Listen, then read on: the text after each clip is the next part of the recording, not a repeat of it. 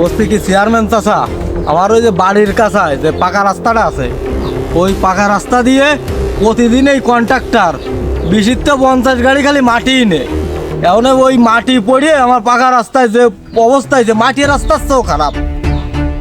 এখন এইভাবে যদি চলতে থাকে, যদি একটা বৃষ্টি হয়, তাহলে ওই রাস্তাতে মানুষ আনা তো দূরে থাক, একটা গাড়িও যেতে পারবে না।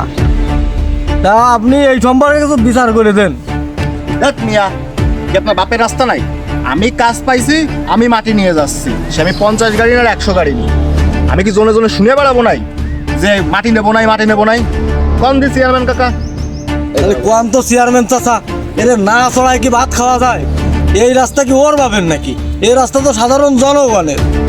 এ থাম, রই থাম। রাস্তা তোর বাপেরও না, রাস্তা তোর বাপেরও না। তুই ও রাস্তাতে মাটি নিবি কে? রাস্তা তো জনগণের ট্যাক্সের টাকায় করা। তুই মাটি নিবি হেলিকপ্টার দেবে। তুই মাটি যদি রাস্তাতে নিতে হয় তাহলে তুই নে। তা রাস্তা ভেঙে যাচ্ছে কেন? রাস্তায় মাটি পড়ে থাকতেছে কেন? এটি 8-10টা লোকের অসুবিধা এটা মাথায় থাকে না? বেবোধ প্রত্যেকটা মাটি খুঁটে খুঁটে ফেলাতে হবে।